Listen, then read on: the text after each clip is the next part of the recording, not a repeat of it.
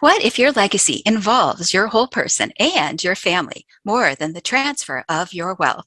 Welcome this afternoon to the Designing Your Legacy podcast. My name is Angelina Carleton, and this lovely afternoon, I'd like to introduce you to Barry Rutten. With over 35 years of experience as a certified financial planner, Barry has developed and refined a proprietary process for creating collaborative and cooperative financial and retirement planning engagements with clients, offering clients the opportunity to share not just the facts, but more importantly, the feelings behind their past financial decisions, allowing them to fully participate in making ideal decisions about their financial objectives. Welcome, Barry. Thanks so much for being here. I'm looking forward to our conversation. Yes, yes. All right. So I'd like to just jump right in. You had gone to law school. Where would you like to start? Or is there any more information about your background that you'd like to share with the listening audience? Well, I don't want to give people the wrong idea. I did not complete law school, which of course broke my mother's heart. She was dead set on my son, the lawyer. But I think the idea that appealed to me, I think a lot of people, you don't really know what you want to do with your life. I think what appealed to me about law was not so much the law, but just clients. And I think once I got to law school, I perceived law maybe a little bit more in the negative light. And so I was fortunate that I was at the University of San Diego School of Law. And I went across to the undergraduate library, and down in the basement, they had all these professional journals from every kind of industry. And I came across the Journal of Financial Planning. And after reading, a dozen or so cover to cover, I realized that this was a better fit for who I was and what I wanted to do and how I wanted to help people and have a positive impact, but still having client relationships, which I really value that idea of client relationships over a long period of time, as opposed to just a one-time interaction. And so I actually, unlike a lot of people in my industry who sort of fall into it, I actually intentionally, obviously set out to be a professional person in law school, but I actually set out intentionally to be a financial planner once I made the decision that that was what I wanted to do. Yes, yes. So there's bettering one's financial future, and then there's the intention around designing one's legacy. What does this word mean to you? Where would you like to start? What are your thoughts about it? It's such a great topic, and I've been doing this for 35 years, and I think because I started out with a sort of law orientation, I sort of self-refer to myself as somewhat of an estate planning nerd. And initially I was attracted to the idea. Once you start actually reading about techniques in estate planning, so the book that you actually use during the training for certified financial planner designation is actually a book called The Tools and Techniques of Estate Planning. And I think a lot of people kind of get sucked into like the tools like trusts and things like that.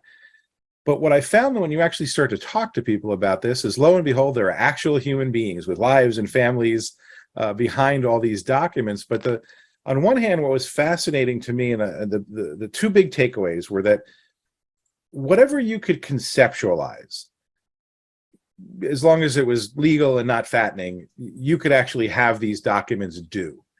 And you didn't have to use boilerplate language. You could actually be very specific, very intentional. In fact, it's better to be this way for a lot of reasons in what your legal documents say. So there's all the really boring legalese, and some of that's required to stay in compliance with state law and IRS codes and things like that.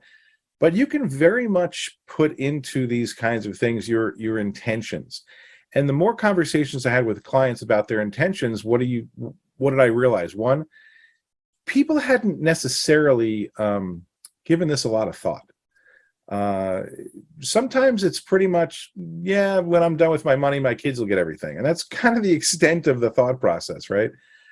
And then when it gets into people who have businesses, it's even more complicated. Like, oh, I think I'm going to leave the business to Junior.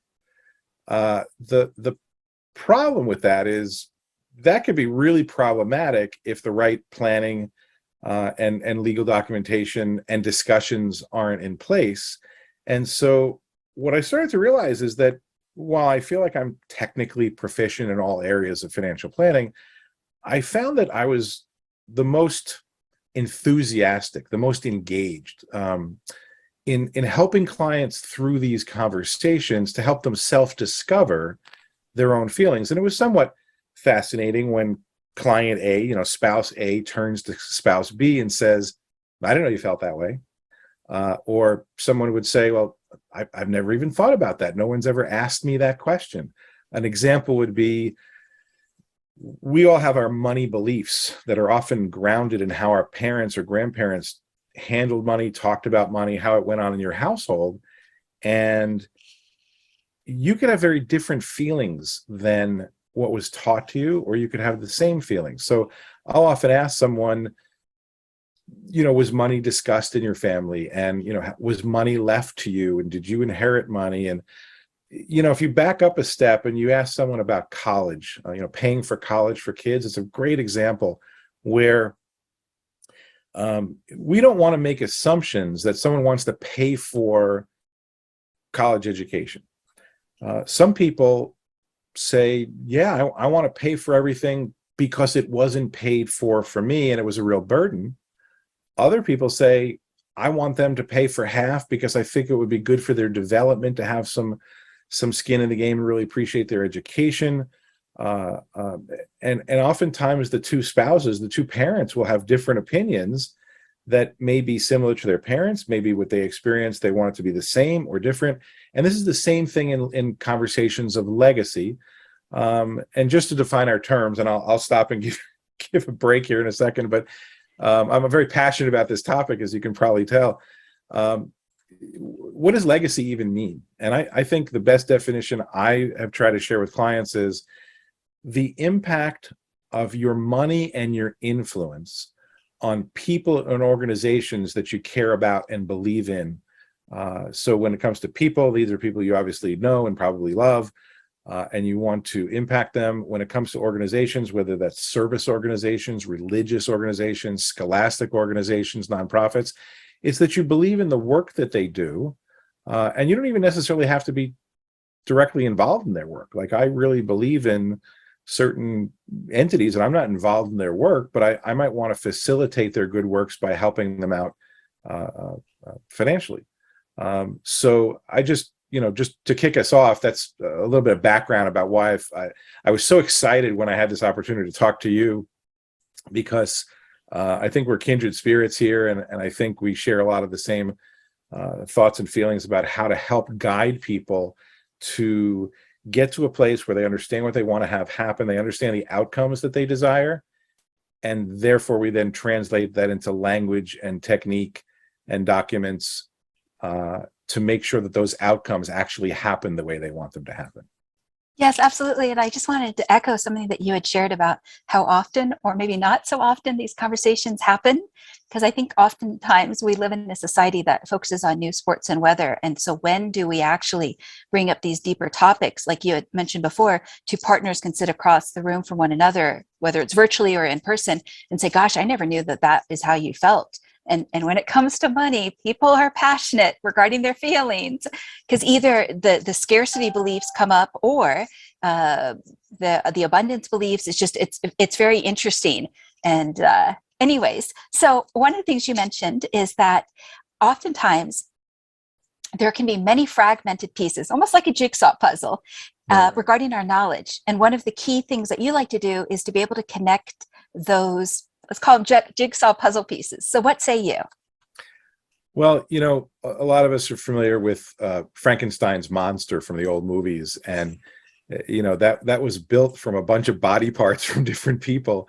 And, you get kind of this kind of monster who's not necessarily the sharpest tool in the shed. And I think the nature of just the whole financial services industry and the way people address money sort of over time, over the course of their life, they end up with a very fragmented or cobbled together or Frankenstein type existence. And what happens is, I think sometimes they if you can think about it, what a hand grenade looks like, right? It's a metal case and it's scored so that when the little explosion goes off, all this metal goes everywhere. I think people end up having the risk of being damaged by financial fragmentation, that you have a whole bunch of things addressed at different times in unrelated ways that are not integrated or coordinated. And that can actually be damaging. And when it comes to some of these issues of legacy and wealth transfer, it can be hugely damaging. I just met with someone yesterday who most people would consider very sophisticated, in finance. Was this a CFO? Yeah, and she very, very sharp, but very common. Her will was 15 years old. And another marriage and children's situation has changed, and asset situation has changed, and I think to your point, I would add to your list of news, weather, and sports. I would add the Kardashians. I mean, people are paying more attention to what those ladies are doing than what's going on in their own families. And I think it's just because some of these issues are, I don't know, they're not necessarily fun. They're not like the new iPhone 37. I think money, and especially the transfer of money to other people, is, as you said, emotional. Some people are feel really good about it. Like I'm so excited to have built up this business, for example, and transfer the wealth or the business or both to the next generation. Others are sort of like, you know what, this is my baby, it's my blood, sweat, and tears, and they need to go out and do their own thing. And I just want to get a big check, and I'm going to keep the check, and I'm going to live in all the money. And some people are like, I want to leave a big inheritance, and some people are like, I don't want to mess them up by leaving them too much money. And there's a great phrase, and I don't want to get the attribution wrong. It's either Warren Buffett or Bill Gates, one of them. It's what I call the interchangeable billionaires. But many people have asked them, what is your philosophy about leaving vast sums of money to children? And I think if you look at the very, very, very wealthy, where inheriting anything near where these folks have accumulated wealth is just so preponderant that it's just crazy. But the line they use is, when it comes to inheritance, you should leave children enough money that they can do anything, but not so much money that they'll do nothing. And I think that's like the best way to encapsulate it is, hey, you can leave them a significant sum to help them start a business, to buy their first home, to educate your future grandchildren as yet maybe unknown, and really make their life easier, but not create a situation where there's so much inherited wealth. And we've all seen these sort of in the movies of what happened to the ultra wealthy families when there's generation after generation after generation who just keeps inheriting more and more money and do less and less work, and they become kind of lazy or stupid or both. And intergenerational wealth is actually a beautiful thing if it's planned and administered properly. So I'll give you a simple example. If there were $10 million, you could give somebody $10 million, or you could give them the income from $10 million and grow that $10 million to $20 million and pass that to the next generation and give them that, larger income. So what can the income do versus what can the assets do? Because I think when you get a lump sum, you start going shopping. Like, what can I buy? What island? What yacht? What plane? What But I think when you have between feast and famine, that would be feast. Yeah. So it's almost like, when you start gold plating the bathroom fixtures in your jet and your yacht, you have too much money. That you just have no way to spend it, right? But I think when you pass along the receipt of a reliable source of income, then I think that creates freedom to innovate, freedom to act, and the resources to do things at a high level where they can actually really have a big impact on the world. And I think that's a great thing. And I think more and more when you look at philanthropy in general, it's more geared to facilitating continued good works and good impact rather than creating largesse and laziness and inactivity. And so, but you know what? More power to you. If you have $1 billion and you want to give your kid $500 million and they're like, just go have fun and don't work, then that's okay too. It's really what anybody feels is right for them, and nobody really should judge that. And I'm certainly not going to judge that. I think where you're pointing the flashlight is being able to set up the next generations that when they receive whatever it is that they will receive, that they have the preparation around it. So it's not just like you hand them something that is heavier than what they know how to handle. Because one of the things that's not talked about is everything that gets that comes along with money. that it attracts different types of people and personalities. And even though it attracts some good opportunity, it also attracts blind spots that if Right. somebody doesn't know how to navigate those, they could find themselves with friends that become frenemies or enemies. Or money thieves in a variety of ways. The professional athletes have this problem where they go from being sort of starving college students to multimillionaires literally overnight. And all of a sudden, all the friends from school in the neighborhood come out and start attaching themselves. And all of a sudden, this athlete who can have a pretty short career comparatively finds themselves broke or on the wrong end of a bunch of ill-conceived investment ideas. And it's interesting. I want to go back to what you said about preparation, because this is something I really feel very strongly about. I had a client who he himself was very wealthy, but he had he'd earned his own money, I would say, but he inherited a lot of money from a very well known medical equipment and supply company. If I mention the name, which I won't, but if I mention it, you'd instantly recognize it. And the more we talked, and we were really actually talking about his children receiving money, and there were irrevocable life insurance trusts set up to leave them money in the proper way, to not have the money included in his estate, and also to make sure that children receive the money tax free. And we were kind of talking about the impact of money, and that he sort of was feeling like something was missing. And we talked about it some more. And one of the things I discovered is that his grandfather to his father to him had left them enough money that they actually had set up a foundation. And the foundation's assets were there to generate and gifts to other nonprofits to facilitate the mission of the foundation. And what I recommended was that he start bringing in, these were adult children, they were in their 30s, that he start bringing them in to participate on the board of trustees of the foundation.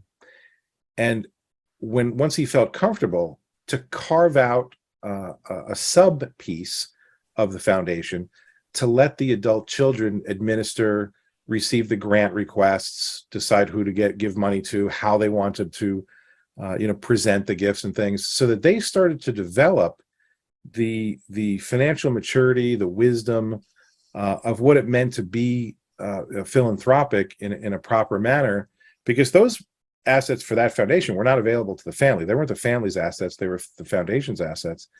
And I said, I think you'll come to realize that once they gain that maturity, they will likely handle their own money and their own inheritance in a more prudent, responsible fashion as well. And so he really liked that, and that's kind of the direction we went. And so I think even for modest sums of money, so let's say a parent, ends up leaving a couple $1 million to someone. Number one, you do not have to give them all that money at once. You can leave that money in trust. It can be managed by a fiduciary. The fiduciary, the trustee, can be given the powers to give them money for food and housing and healthcare and well-being and school. And you can decide, hey, when I think at 35, it's reasonable for you to get a third, and at 45, another third, at 55, another third. And if you have a grandkid, we'll buy their college. But I think you need to coach them on what it means to have this kind of money and what it can do. And one of the interesting things is you can actually have the trustee have the power to spend trust assets on advisors, investment advisors, legal advisors, tax advisors, entrepreneurial advisors. What's that? Legacy advisors. Legacy advisors, yeah. To coach this next generation who probably didn't earn the money and therefore doesn't have the same connection to it, but needs to sort of respect it and appreciate it and preserve it and protect it. So I think, again, whatever you can conceptualize the outcome you want, I think you have to go, it's kind of what you said at the very opening, I think you have to go beyond the direct nature of wealth and asset transfer to, I'll call it wealth wisdom, to coin a phrase, and pay it like that. Are you passing along your wealth wisdom? And does that wealth wisdom survive the next generation? So can it be intergenerational? Sure, it can. You could require it. Again, remember, whatever you can conceptualize, and I can put in a legal document that isn't illegal, immoral, or fattening, can go into that document. And so very simple example is, let's say I had 5 adult children, and they're all in different careers, and they're all different families, and then maybe they live in different parts of the country. Well, every year when I want to make that, when they're going to get their annual disbursement from the trustee, here's your big check. Excuse me. I can have them all, and that this doesn't sound bad, I can have them all required to show up in Hawaii, in Maui, and have a meeting. And maybe there's an easel with a big picture of mom and dad on it, so they remember where the money came from. And maybe there are letters that you wrote in advance to communicate wisdom and morals and ideals. And maybe you got to get up and say something nice about mom and dad before you get your check. I don't know. But I have seen arrangements where you don't just get the money. We want to keep the family together. And so there's going to be a family event. And maybe during that event, you bring in the other advisors, and there's conversations, and maybe there's discussions about disbursements and things. All these things can be made part of this process. It's really, really, that's why I like it. It's very interesting work. Yeah, absolutely. I was just going to add to what you're saying. You had mentioned at the onset one of the intentions about communicating intentions to guardians. And I think that when there are collaborative meetings where there's almost, I don't want to call them leading questions, but some type of format or structure that helps the beneficiaries then not just show up for the handout, but they get to be involved in different ways. And I think the next gens also crave the knowledge and the wisdom. They don't want necessarily just to be given like this, unlimited swipey card, but then not have the handrails to know what to do with it. And also, many times business entrepreneurs talk about the 5 closest people we surround ourselves with. They could find themselves in a very lonely position. And you could only hope at that moment that they have those types of events and meetings where they can be surrounded by other family members, other advisors, some type of framework that it's not just them out there with that swipey card, but they can share their experiences and also kind of peek into the past to understand what went into building this money and what goes into managing it. I want to go back to the word guardian for a second, because if there's one soapbox that I get on a lot, and this has nothing to do with direct wealth, this is for literally every parent with children that I talk to. I am a very hard-nosed advocate that every parent needs to have a will that establishes guardianship of their minor children, and that guardianship takes 2 forms. There's guardianship of the person, and there's guardianship of the money, the assets, the resources. And so let me give you a couple of examples of why I think this is important. One, my sister Sally could be like the best mom on the planet, and if my husband and I are not here, there's no one else I would trust more to raise my children than Sister Sally. But what if Sister Sally is a really bad money manager? What if Sister Sally gets divorced and everything changes? What if she gets sued? What if they go bankrupt? So the separation of the money from the care of the person. So I want to say, look, if I'm gone, Sister Sally's in the first guardianship position. But if she can't or won't, is unable or unwilling, then I have to have a successor guardian, again, to care for my children in a way that I think would be appropriate. But I might want to use a professional fiduciary trustee to manage the funds, who are required by law to follow the instructions of the trust document for how the funds are administered for the children's care and well-being and ultimate dispersal. So I really think we have to take people through that conversation to figure out who those people are. Do you have the person who can handle? It's very easy these days between a real estate, home and other real estate, life insurance, investments, and retirement portfolios, to have several $1,000,000 for kind of what I would call the average, maybe 2-income household that have children. So it's important. But the other side of this, the thing that no one talks about, is morals, ethics, and family values transfer. So this goes beyond wealth.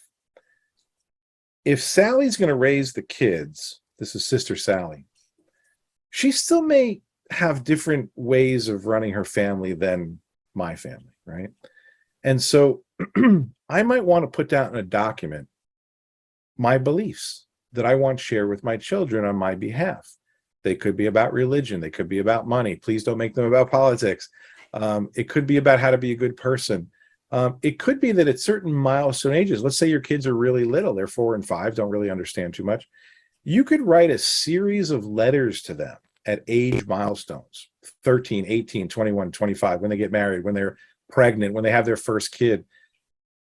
What would you have said to them had you been alive, had you been around to guide, to counsel, to share your past experiences, your beliefs, your wishes, your hopes, your dreams for them? And the trustee, which is why I like using professional trustees, literally would have a calendar that said, oh, 21st birthday, here's the 21st birthday note from mom and dad. And they would just, you'd read it and you'd absorb it and you'd take it in. And this way, I think that gives people some degree of comfort of knowing that, especially what if you were to pass away when your kids are little and may not remember you? It's a way to keep you included in their lives and really have this almost perception that they're there with you as you get older. And I think when it comes to, future grandchildren, they're not even a whisper in anybody's mind, the ability to do the same thing and certainly again convey, had I been there to spoil the grandkids, but I'm not. So I've figured out a way to spoil them from sort of beyond the grave. And again, I could have a fund that's for the care and well-being and education, so they can go to the best schools, both primary and secondary and college and graduate school. And I can help multiple generations and have multiple generations know me. And I think really that is the definition of legacy, that you want to be known and remembered. We all have finite lives. We're all going to be here for a limited amount of time. The reason you see people's names on buildings is I think it's the ultimate manifestation of, I don't want to be forgotten. So the John E. Smith Center for the Performing Arts says every time people go to the opera, they're going to know your name. Or every time people go to the medical facility building, on that floor for the cancer unit, that's your family's name. Some people don't care about I don't want to say that's showy, but it's visible. Okay. Some people are more like, I know that my life was better because I got help at this stage of my life. And I want to endow a chair, basically create a professorship at a college, or I want to create an endowment that gives a scholarship to a deserving student. I know I belong to a yacht club, and I've been promoting the idea that we would create a scholarship for our junior sailing program, which was not crazy expensive, but there are underprivileged people who can't afford, even a modest amount of expenditure. And so I think it's whatever you want to, again, impact the people and organizations that are meaningful to you in your life in a way that's meaningful to you, that doesn't necessarily have to make anybody else happy. Yes, I think what you're referring to, and I'm sorry for the background noise for a moment back there. I think what you're referring to is identity, purpose, as well as roots, and to have those memories intact, so we still know ourselves beyond just how we're seen on paper or how we're seen through the eyes of money. Are you still there? Yeah, I think we got a little bit of internet hiccup, but I think the audio was good. We'll just kind of keep pushing through. Yeah, I was just highlighting that I think that one of the things you're shining a flashlight into is identity, roots, as well as purpose, to make it bigger than just or deeper, to have the emotions more connected in those life moments. Because if not, somebody feels so privileged, but as well as maybe perhaps orphaned in that moment. I've got all of this that's been endowed to me, but yet where do I fit in? Who am I, and where do I come from? The very short phrase that I've tried to share with people at literally like the beginning of these kinds of discussions is the movement from thinking about success to thinking about significance, because I think that's a big part of what legacy is that significance. Because you might be really good at accumulating money and wealth and assets, but you may have difficulty conveying to the next generation or to the other organizations that you want to impact the why of it. And I think, frankly, having worked with people at all age stages, we hit an age, and it's different for different people, where you start to realize that the number of decades that you have left is less than the number of decades that you've actually had birthdays. And you start thinking, where do I fit in? And, am I remembered? So to some degree, people's children represent that, I was here, I made these people. But some people want to go beyond that and have a legacy that transcends even, human lifetimes. And so you'll see that, especially at big universities, they have these endowed chairs. They're basically, faculty positions that have been around for hundreds of years.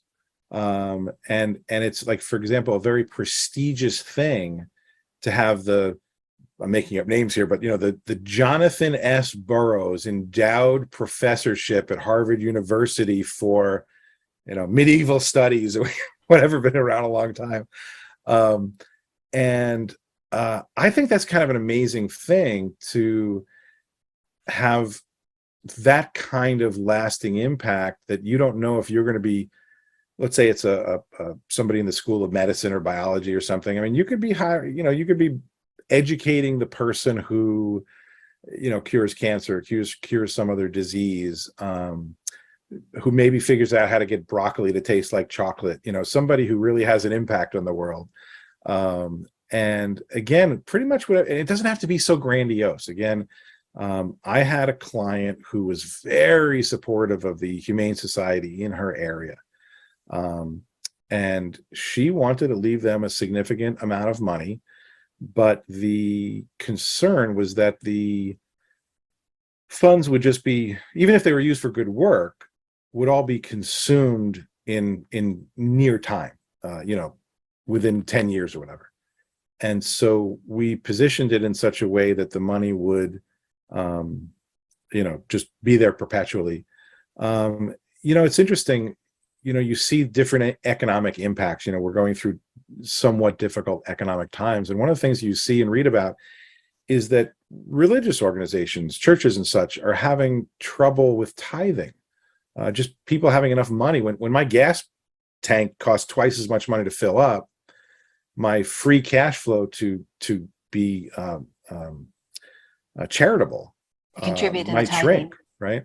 10%. And so, I've had people ask, well, how can I know I'm going to have an impact both now and later? And we've had people amend the beneficiary designations of their life insurance to maybe leave 10% to the church. They know some, lump sums are going to go there, or add another small life insurance policy. It can get as fancy as charitable gift planning, where let's say you have highly appreciated stock or real estate and you don't want to sell it because there's going to be big capital gains taxes. We can create a special kind of trust that would be able to transfer the asset into that trust, sold tax-free under the nonprofit, and have 100% of the investment proceeds used to produce income for you now. And then the charity would get what's called the remainder interest. So they would get a large gift, and you can actually get a tax deduction now for what's called the present value of the future gift. So they're going to get a gift in the future, and they sort of depreciate that back to today's, value.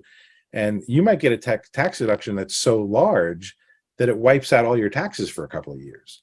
But then you say, but wait, Junior Bobby and Junior Sally were like, I thought I was going to get the big piece of valuable real estate. So we do what's called estate equalization, which we say, well, do you want the land or do you want the money? Well, I really want the money. So, okay, well, if mom and dad pass away, we'll have their life insurance give you a tax-free check for the value of what the land would have been. How's that sound? They're like, that sounds great. Let's do that. So again, we got to meet mom and dad's needs, and then we want to meet, the juniors' needs, or at least their desires. And we might have to give them everything they want. But it's a way to have some parity. The problem you see a lot in businesses, that very few closely held businesses, family held businesses, survive more than 2 or 3 generations. It's really a very startling statistic. It's because they're not having enough of these conversations, but keep going. Right. Yeah. Well, number one, they haven't actually set up the mechanical mechanisms to transfer them properly. And often they can be impacted by estate taxes, but often you might have a situation, again, 2 children Sibling A has absolutely no interest in the business. Sibling B does. So how do you make things fair and equal, right, for the other person? What if neither of them wants it, right? How do you leave a legacy of a business that neither of them want to run? If, let's say, dad wants to sell the business and the kids don't want to buy it, let's actually switch it around. Let's say that one of the kids wants to run it. Dad's relying on the fact that Junior can run the business well and send dad checks. What if Junior's a really bad business person? So we have to kind of look at all these different planning scenarios and say, what do I need to do to make sure that the outcomes are the outcomes that I want, that they actually happen, number one. Number two, how do I make sure to prevent preventable calamity? How do I prevent needless taxes? How do I prevent family disputes? How do I prevent bad blood, which, it's the dispute now carried over time, where it's not fair and you got this and I didn't get that. And these are all those blind spots that people don't even know that's coming. Keep going. Yeah, the fastest way to destroy a family is to create what's perceived as unfairness or inequity in inheritance. And so we really try to pay That already adds to the sibling rivalry. Yeah, right there. I already don't like them very much. Now I really hate them. And I think what's interesting for business owners, and these could be closely held, they could be large, businesses. The entrepreneur put a lot of blood, sweat, and tears into that business. And letting go of that is very difficult. And who is going to actually be the buyer, meaning someone who has the resources to be the buyer may not be the right party to take on the business because you feel that everything that you establish might be damaged, absorbed, wiped out.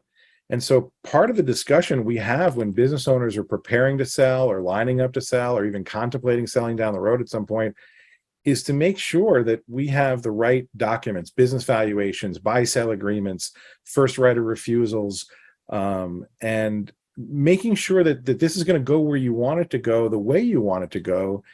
And for a lot of business owners, this business is their largest asset. And yet they're not managing the business in a way to make sure to maximize the value. They just have this vague idea that someday I'll sell the business. And it turns out there is no market for the business because the business is you. And maybe all of your goodwill, and that's not transferable. So again, I'm sure there's a broad range of people listening to this discussion. So I'm trying to touch on a variety of scenarios, but I think when it finally comes down to it is, I feel that our job, your job, my job, is to ask. I think about it like we're a conversational facilitator. Our job's not to tell them what to do. Our job is to ask them good questions. And sometimes they might not know what the questions should be, what the right answers are, what to do with the answers, how to act upon the self-discovery, and to know if you put the right tools, techniques, systems, and processes in place. And so we're there to kind of ask those questions, but then make sure the implementation of the process along the way happens the way it's supposed to happen, because you won't know what you don't know. If you've never done this, you won't be aware of what the blind spots are. Absolutely. Absolutely. Very nice. Are there any other thoughts? And then I'd like to ask you about your legacy. Okay. I really feel like the world has been set up to keep us very busy and very occupied. Work on one hand, family obligations on another, and then sort of massive consumerism and distraction, whether that's, electronic through, game consoles, streaming 387 episodes of something on TV, just, sort of endless consumption of our time to the exclusion of what's good for us. And time is our best commodity. Keep going. Yeah. And so I think making a commitment to oneself to say, you know what, I'm going to press pause on all the noise, and I'm going to press pause on the game console, and I'm going to press pause on the TV, and I'm going to actually sit down and think about my life and my place in the world and my legacy, and what do I want to see while I'm alive? What do I want my retirement to look like? How do I want my assets structured so that I have financial security and all the money I need to last my entire life and keep pace with inflation and just be there and be free from worry. And once I'm done with those assets, like I can't take them with me, I probably don't want them to go to the IRS. So how do I reduce taxes and estate taxes? And then who do I want to have receive this money? There is no law that you have to hold on to some assets to transfer to your kids. My philosophy is, if you want to leave your kids money, leave them life insurance. It's pennies on the dollar. It's tax-free. It's probate-free. It's fast. It's efficient. It's clear. And then spend all your money. But if you want to leave money to people and organizations other than your children, it's got to be intentional, and it's got to be planned, and it's got to be written down. Designed. Yeah. Yeah, it's got to be in writing. And I've seen people, for example, go as far as setting up a living trust and then not transferring the ownership of the house into the living trust as a title, and then it gets probated. So it defeats the whole purpose of the document. So making sure there's follow through and all this stuff, that it actually gets in place, and then make sure it's reviewed on a regular basis to make sure it stays up to date with your changing life and the changing world. And so I think that's just really good broad advice from seeing a lot of catastrophes than not following that advice. Yeah, you've seen it when it goes well, and you've also seen it when it doesn't go so well. Yeah. So you are a self-made success as an entrepreneur. What will you do differently than prior generations, whether it's with the conversational piece, the structure piece, with the entities? What say you? It's really interesting. I'm actually, believe it or not, I was actually on a call earlier today, just total coincidence, with my own attorney, making some changes on the legacy piece, because I've come to really, the more I talk about this stuff with people like yourself and the clients, you can't help but self-reflect a little bit. I've decided that I really want to have an impact when it comes to kids. And I think there's been a disservice done by the scholastic machine, that the only pathway to success is college, to take a bunch of courses. And I think at some point maybe that was essential, and certainly for certain professions. I don't want a doctor who didn't go to college and medical school, for example. But I think there's so much value in, for example, things like the trades, the what I call the artisan trades: plumbers, electricians, HVAC, just straight up general construction. There is no reason to have a $200,000 debt to have taken, philosophy 101 and English 201, when if your aptitude is more with your hands, and you can have a very successful business, either as an employee of one of those firms or an owner of one of those firms. So I'm actually speaking to some people about trying to set up a foundation to impact that aspect, because I think our country's just done some things that for the current near-term profit dollar are not long-term beneficial. So for example, shifting manufacturing out of our country. I think we've all clearly seen during the pandemic, having a supply chain that requires ships from from the Far East isn't necessarily a way to have a secure country. People not knowing how to fix anything, not knowing how to build anything, having manufacturing be outside our borders. And I'm not making a political or any kind of statement. I just mean just pure economics. You're being practical. Yeah, and I just think for so many kids to come out of school with a degree but no real job prospects, or really not like what they're doing, they're working on a car today is more like working on a spaceship than pistons and cylinders of the past. That takes somebody who's really smart. And I just hate the idea. My air conditioner has more electronics in it that, I think the idea that trying to convey that the trades are somehow less than college is really truly unfair to a large swath of the student population.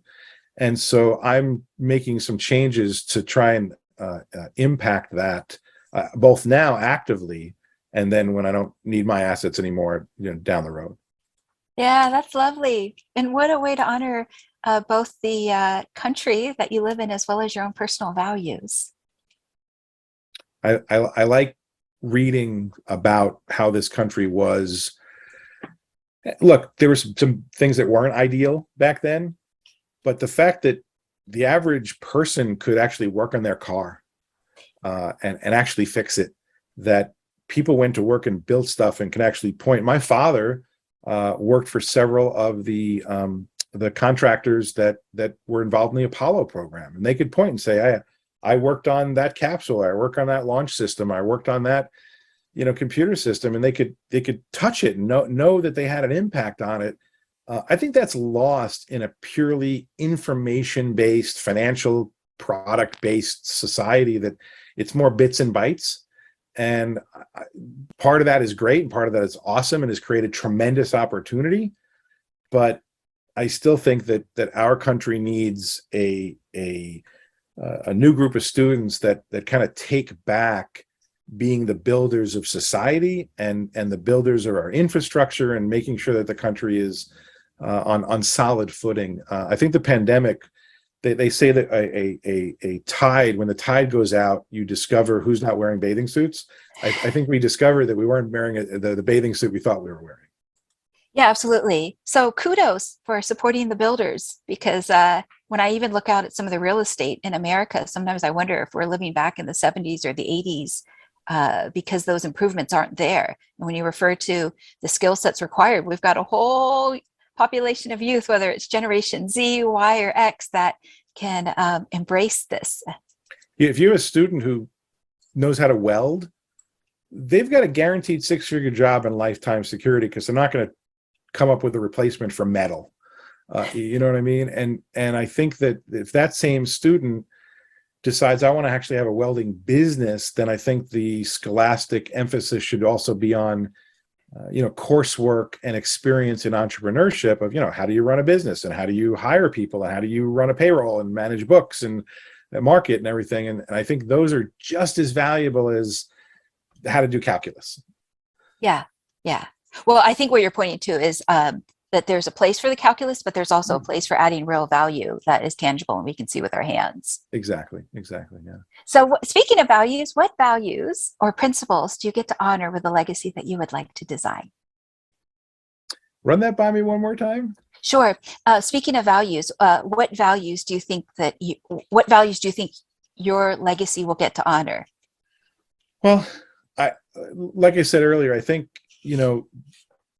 a lot of people are looking for a shortcut. I think we've seen the creation of wealth on a scale previously unimaginable, and in some ways at a speed and a scale that just blows that blows your comprehension, that someone could invent an app and 5 years later they're a billionaire.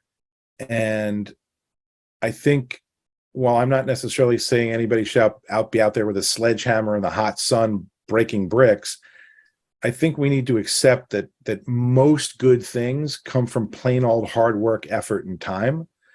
And I know that for me, I know my knowledge is one thing, but my wisdom is another. And the wisdom comes through time and experience, and either doing things wrong or learning a better way. And I just think where everybody's looking for a shortcut. And I think the reason I mentioned the trades is you can't shortcut learning how to do plumbing. There's a process. And that's why most unionized trades have apprenticeship programs. So you start out as a journeyman, and then you're an apprentice, and then you're a master, because it just simply takes time to develop skill. If you're making cabinets, I could probably slap some boards together, but someone who has a beautifully framed cabinet made out of two pieces of wood where you can't even tell where the joints are, that's master level craftsmanship. And so I think I would just like to see us embrace that, because frankly, on one hand, you have a lot of businesses now struggling to find employees to fill these roles. You have retiring, the whole generational retiring. They need 100,000 pilots. They need 100,000 electricians. I mean, there's massive exodus of people retiring from so many different trades, and all these businesses need them replaced. And the owners of those businesses are going to retire and die, and they need to be replaced. And I just think if we would embrace supporting some hard work, some apprenticeship, some learning, and have not everyone think that a computer science degree and a cool app is the path to success. And I'm not knocking that. If you're smart enough to do that, bless you and good luck. That's what's great about this country. But it's not necessarily everybody. And I just think that some good old-fashioned hard work, and the belief that wisdom is different than knowledge. right? I could go to medical school and be taught how to, I don't know, take out a spleen. But I think until you've taken out 100 spleens, I'm just going to ask how many spleens you've taken out right before you take out mine.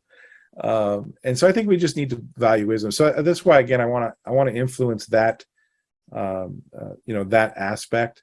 And I have a soft spot for animals, and so I think the other part of my philanthropy is related to everything from sort of just pet and other animal related stuff. It's a tragedy that how many species go extinct and how many animals suffer, and that has always bothered me. And I think it's another poor marker of humanity. I think a measure of humanity is how we treat animals, and so that's another direction of my values, I guess.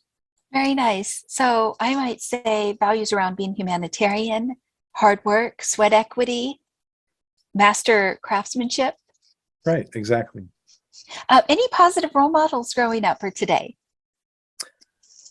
No, unfortunately, not in my own family. But interestingly, and I don't think anybody's ever asked me that question quite that way. My father, who's not a great role model, had a friend who was this kind of person. He, I don't even really know what he did for professional work because I was a kind of a kid. But he had this huge, like, triple garage, and in that garage was a gigantic woodworking shop with every kind of machine imaginable. He built his entire house from the ground up, every board, every plank, every cabinet, every piece of furniture. And I was so enamored with him. And he kind of looked like a little bit of a tough biker. He was a big guy in black shirts and jeans and beard, and probably had a motorcycle, if I recall. But he was so capable and so skilled to fix anything that kind of always stuck with me, that like he was like a real man's man kind of thing. And I always loved woodworking because of that, and the smell of wood, and I love the machines. And so I think that was like one of those early formative things that, you should know what you're doing, because if you know what you're doing, you can do great things. And his, my God, just his cabinets in the kitchen were they look like works of art. It was just so beautiful. And I think the other, I'd say, a group of people who influenced me without knowing it. I grew up near both a Coast Guard base and a state police barracks. And at the state police barracks, they had helicopter pilots who would land these beautiful blue and gold Bell Jet Ranger helicopters and come out in the beautiful coveralls with the aviator sunglasses. They just looked really cool. And I was a good talker, and I got talked into some show and tells and rides and things. And same thing with the Coast Guard. And I've always become really good at sort of getting into and onto things that I probably shouldn't. Adventures. my wife has several pictures of me just stepping over and around no trespassing signs. But I've always been fascinated about the behind the scenes of things, like what's going on behind the facade. And our yacht club had a member who was the captain for the major corporation's yacht. I won't name names. And I actually had him in to speak at the yacht club, and we named the talk "Behind the Shine." The life of because it was like a charter yacht, and it just kind of reflected that I always wanted to know what was going on behind the scenes.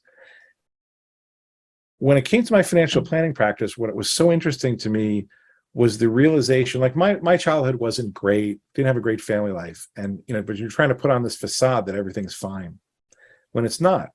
And as I get older, I realized that a lot of people have a facade that, Facebook's the ultimate example of everything's great and I'm on vacation all the time. And what I came to realize is that everybody's dealing with something, and we're so hard on each other. And yet everybody's dealing with pain and disappointment and anguish and illness, and good stuff too. I don't want to be so negative. But to respect, appreciate, and be more patient about there's stuff going on with everybody, and everybody's carrying a burden to some degree. You're talking about the private battles. Yeah, private battles. Thank you. Much more efficient way of saying it. And so I can be impatient, and so I try to learn to be a little bit more patient and understanding. A friend of mine was on a plane the other day, and the plane was, delayed and then delayed and delayed, and then ultimately asked, was a medical professional on board, and somebody had a serious medical issue. So I know I'd be one of those people. Why aren't we taken off yet? And then, for the grace of whatever, you were not the person laying on the ground and needing a stretcher. And so I think we just need to take it easier on each other. And I think we need to take it easier on ourselves. And I think we need to stop worrying about what other people think. When I first started getting into financial planning, somebody said, if somebody else is not paying your bills, their opinion doesn't matter. And I kind of carried that a long way. I carried that a long time. And it's like, it does, I respect your ability to have your opinion. I don't really have to care about your opinion. And, if you're not, supporting me, then I get to decide what I do with my money. And I think that's another thing is you don't have to keep up with the Joneses. You don't have to do what the Joneses do. You don't owe anybody anything, including your children. It's your money, it's your assets, it's your life. Live the life that you want to live. Stop bugging everybody to change to the way you believe. I feel we should just leave each other alone, allow each other to do what we want to do, the way we want to do it, and enjoy your life a little bit, because it's short. The one thing I've learned, our yacht club tends to skew a little older, and we'll have 4, 5, 6 people every quarter die. And you realize that, life is short, and we need to be really respectful of our own humanity and just keep everything in perspective. I think the world has really become a tough place to be and live and exist in.